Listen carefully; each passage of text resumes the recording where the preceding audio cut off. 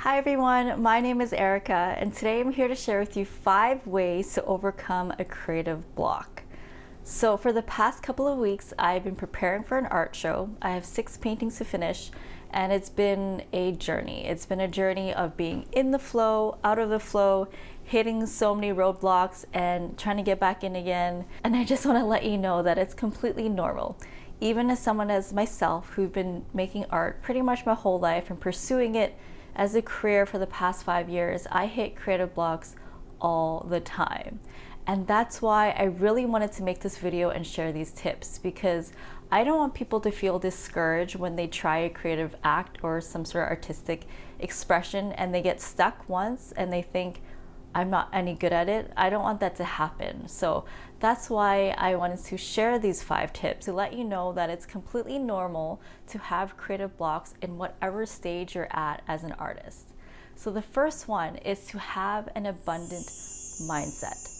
So this is all about shifting your mental perspective on your relationship to creativity.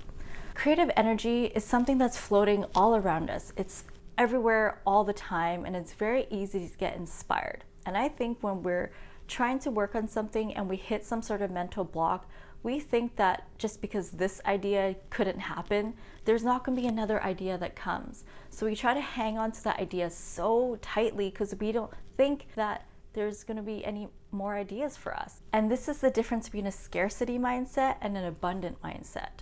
So this works with all types of things in our life. It could work with a relationship with money, with love, whatever it is, but it's especially important to think this way in a relationship to creativity.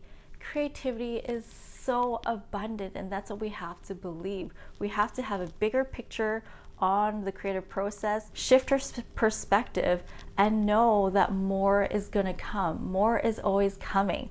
Inspiration is always coming. Say that to yourself. Say that inspiration is always coming. Use affirmations to help you shift your mindset about creativity. I know for myself that when I'm making art, that there's other energies at play with me. It's not just me. It's me with the connection to the universe, or whatever you want to call it. There is something that's coming through me, and it's so abundant because energy is all around us.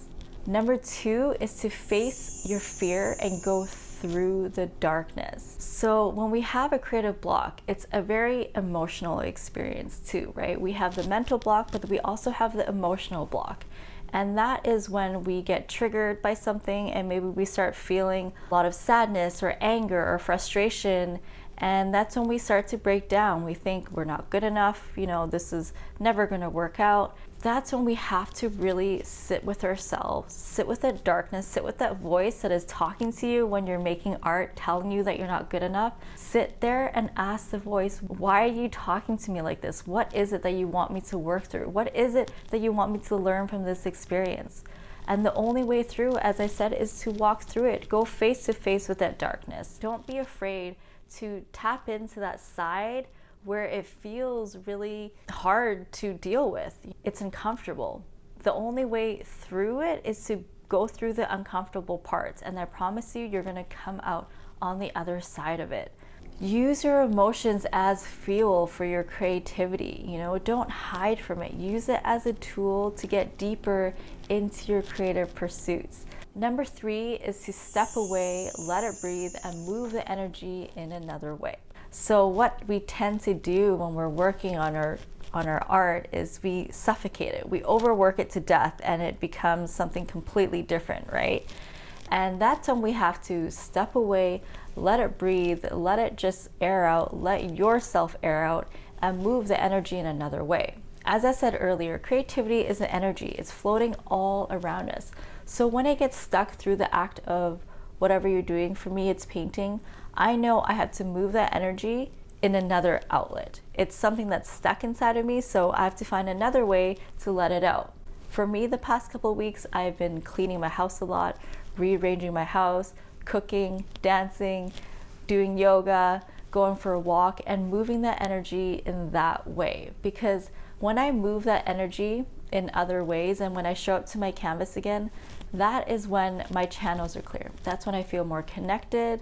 That's when I feel more inspired because there's nothing blocking me inside because the energy has moved out of me. Number 4 is to set a routine and find the hours that work best for you. So for me, in my years of painting, I used to love staying up late and staying up till like 2 in the morning painting when the whole world was sleeping. And then as I got older and I was working more normal hours, I shifted into morning painting. And then most recently, it was kind of the afternoon that was the best time for me.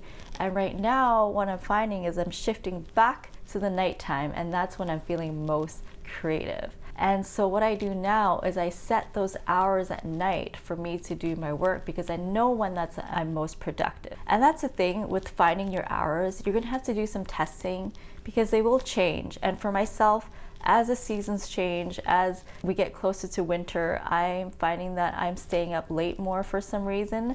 And that's just what's happening in my body. So it's important to find what works for you, what time of day works for you, when you feel most inspired, and set those hours, dedicate those hours just for your creative work. And the last one, number 5, is to be open to change.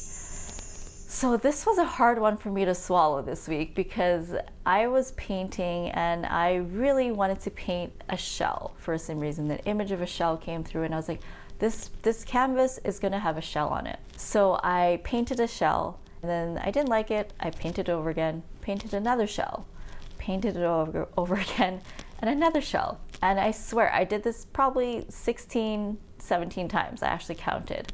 I just realized that my original idea of the shell on the canvas is something that's not working for me. So I had to just be open to the change. I can't try to control it so much. I just have to honestly lift my hands up and surrender and be like, okay, you don't want to be a shell. What do you want to be? So somehow it morphed and turned into a leaf. And now it's probably one of my favorite paintings that I've done for this whole series because I was open to that change. I let go of the shell idea and I just had to be open to the mystery of creativity and surrender to the magic that is working through us.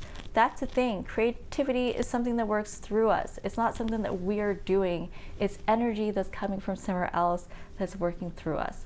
So be open to the change and don't get so stuck in your original ideas. Because I promise you, once you get past it, you will find something even greater on the other side. You just have to keep working at it. So I hope you enjoyed these 5 tips to overcome creative block. I know it has really helped me, so I really hope it helps you. If you like this video, please give it a thumbs up and subscribe to my channel. I'm back every week with more videos on art therapy, on creativity and painting. And if you are interested in seeing my new painting series, you can click the link down below to check it out. In the meantime, I'm sending you all love and I'll see you next week.